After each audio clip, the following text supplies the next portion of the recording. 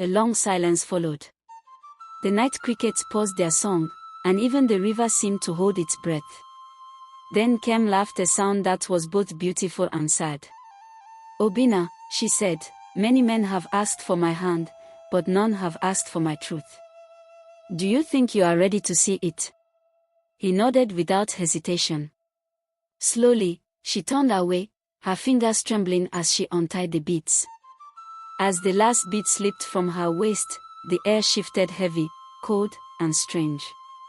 Obinna blinked, and before him stood not the radiant Kem he knew, but an old woman with wrinkled skin and grey hair. Her beauty was gone like the morning mist after sunrise. She screamed, covering herself with her hands. "Don't look at me," she cried. "This is not who I was meant to be."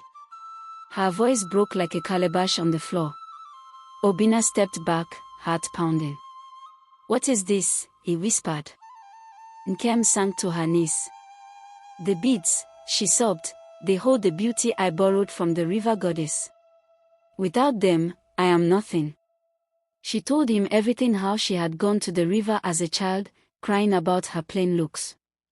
The goddess had appeared, promising her eternal beauty in exchange for her true reflection, her natural form. "I agreed," Nkem said through tears, "because in this world, a woman without beauty is invisible. I didn't know the cost until it was too late." Obinna knelt beside her. "But Nkem," he said gently, "you don't need magic to be seen. You were already enough." His words were kind, but pain filled her heart like poison. "No," she whispered, shaking her head. "You see pity, not love." She grabbed the beads and tied them back around her waist. Instantly, her youth and beauty returned.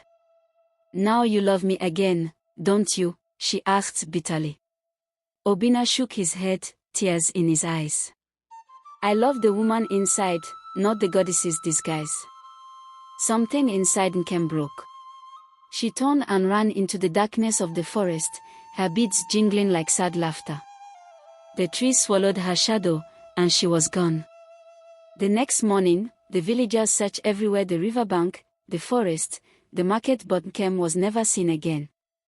Some said she returned to the river goddess, others said the earth itself swallowed her shame. Weeks passed, then months. Obinna went back to his farm, but he was never quite the same. His eyes carried a quiet sorrow that even laughter could not wash away.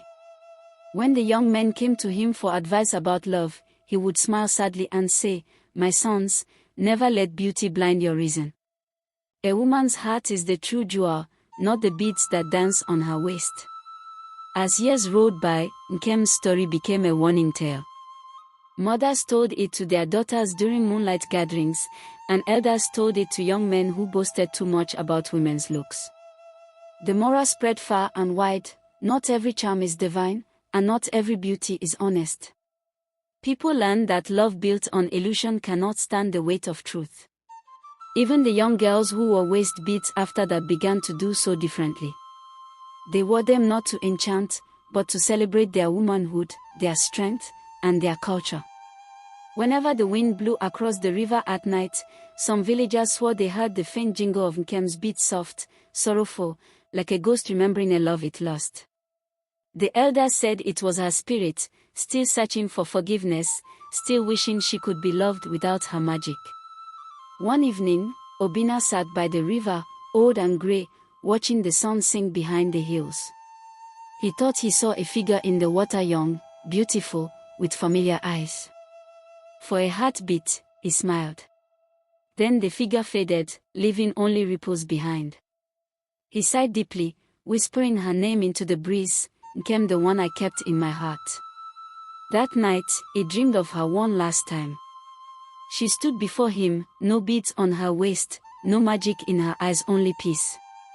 "Thank you," she said softly, "for seeing me when I could not see myself."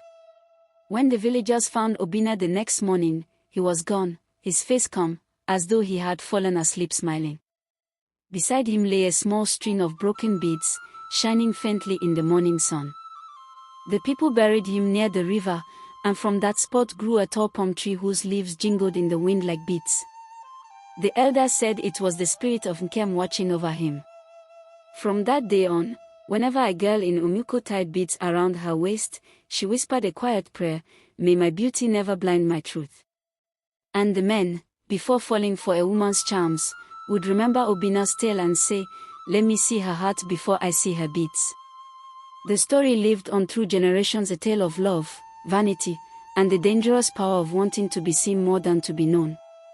And so, dear listener, if ever you find yourself enchanted by what glitters on another's body, remember Nkem of Umuko, the girl whose beauty came from the river and whose heart was lost to it. For beauty fades, but truth remains. And that is why the elders still say, "You'll never trust girls that use waist bead again."